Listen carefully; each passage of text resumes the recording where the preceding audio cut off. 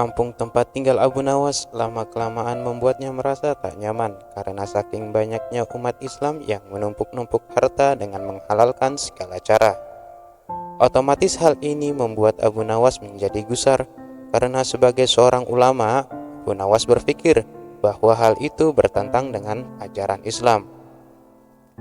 Untuk menghentikan perbuatan buruk tersebut, Abu Nawas memutar otak mencari ide yang tepat untuk menyadarkan banyak orang.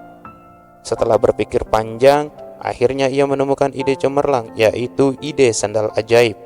Dengan mengambil peralatan sederhana, berangkatlah ia ke pasar untuk gelar tikar menjual sandal-sandal tersebut.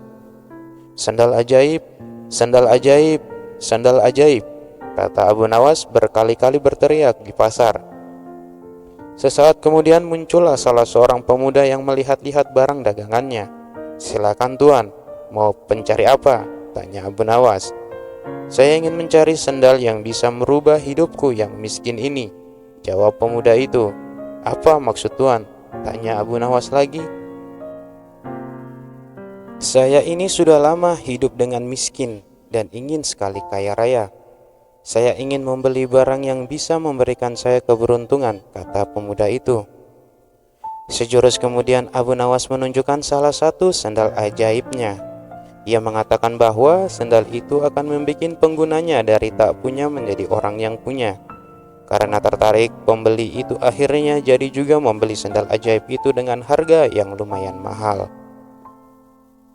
Si pemuda langsung saja memakai sandal ajaib itu berkeliling kampung dengan harapan semoga keberuntungan segera berpihak kepadanya. Akan tetapi, harapannya tak kunjung terwujud. Jangankan keberuntungan, si pemuda itu malah dikira pencuri di kampung tersebut. Untung saja para warga tak sampai menghakiminya.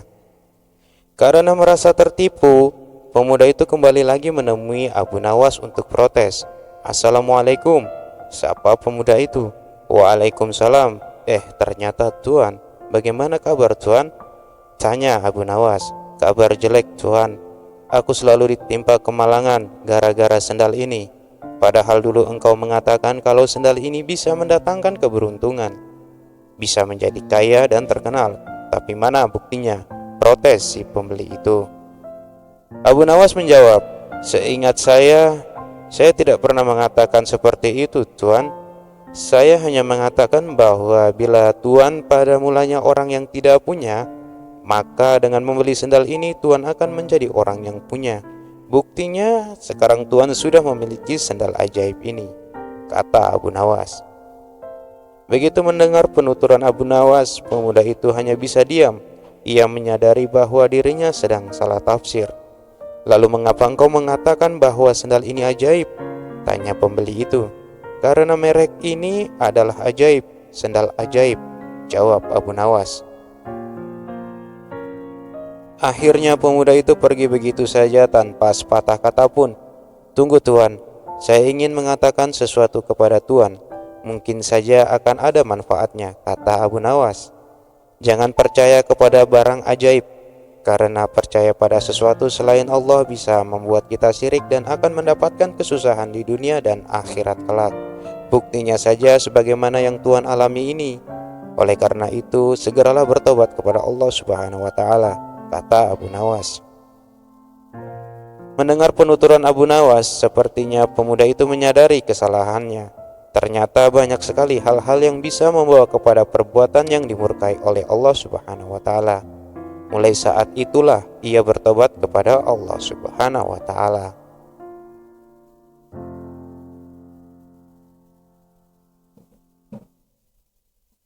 Kali ini Abu Nawas tengah diuji oleh Raja Harun ar-Rasyid untuk mengadakan sayembara. Dalam sayembara itu, Abu Nawas berhasil menjadi pemenang dan menaklukkan lawannya.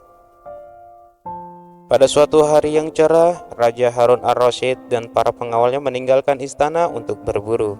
Namun di tengah perjalanan, salah satu pejabat kerajaan yang bernama Abu Jahil menyusul dengan terengah-engah di atas kudanya. "Baginda, wahai Baginda, hamba mau mengusulkan sesuatu," kata Abu Jahil mendekati sang raja. "Apa usulmu itu, wahai Abu Jahil?" tanya raja. "Agar acara berburu ini menarik dan disaksikan banyak penduduk, "Bagaimana kalau kita sayembarakan saja?" ujar Abu Jahil dengan raut wajah serius. Baginda Raja terdiam sejenak dan mengangguk-ngangguk. "Hamba ingin beradu ketangkasan dengan Abu Nawas, dan nanti pemenangnya akan mendapatkan sepundi uang emas. Tapi kalau kalah, hukumannya adalah dengan memandikan kuda-kuda istana selama 1 bulan," tutur Abu Jahil meyakinkan raja. Akhirnya, sang raja menyetujui usulan Abu Jahil tersebut.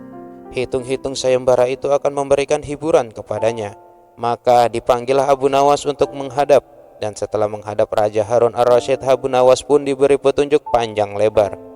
Pada awalnya, Abu Nawas menolak sayembara tersebut karena ia tahu bahwa semua ini adalah akal bulus dari Abu Jahil yang ingin menyingkirkannya dari istana. Tapi Baginda Raja Harun ar-Rasyid memaksa dan Abu Nawas tidak bisa menolak. Ia tahu kalau Abu Jahil sekarang diangkat menjadi pejabat istana.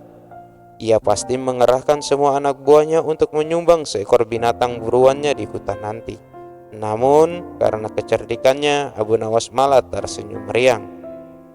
Abu Jahil yang melihat perubahan raut muka Abu Nawas menjadi penasaran dibuatnya. Batinnya berkata, mana mungkin Abu Nawas bisa mengalahkan dirinya kali ini. Akhirnya Baginda menggiring mereka ke tengah alun-alun istana. Raja dan seluruh rakyat menunggu siapa yang bakal menjadi pemenang dalam lomba berburu ini. Trompet tanda mulai adu ketangkasan pun ditiup. Abu Jahil segera memacu kudanya secepat kilat menuju hutan belantara. Anehnya, Abu Nawas justru sebaliknya. Dia dengan santainya menaiki kudanya sehingga para penonton banyak yang berteriak. Menjelang sore hari, tampaklah kuda Abu Jahil memasuki pintu gerbang istana. Ia pun mendapat sambutan meriah dan tepuk tangan dari rakyat dan menyaksikannya. Tak lama berapa kemudian, terdengar suara kaki kuda Abu Nawas. Semua orang menertawakan dan meneriakinya karena Abu Nawas tidak membawa satupun binatang buruan di kudanya.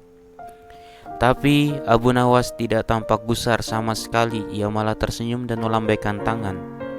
Baginda Raja langsung menyuruh kepada 2 orang pengawalnya maju ke tengah lapangan dan menghitung jumlah binatang buruan yang didapatkan 2 peserta tersebut.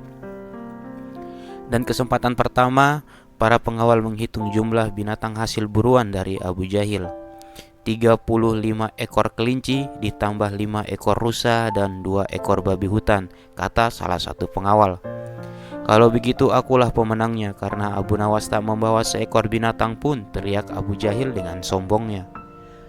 Tenang, aku membawa ribuan binatang, jelaslah aku pemenangnya. Dan engkau wahai Abu Jahil, silakan memandikan kuda-kuda istana. Menurut aturan lomba, semua binatang boleh ditangkap, yang penting jumlahnya, kata Abu Nawas sambil membuka bambu kuning yang telah diisi ribuan semut merah.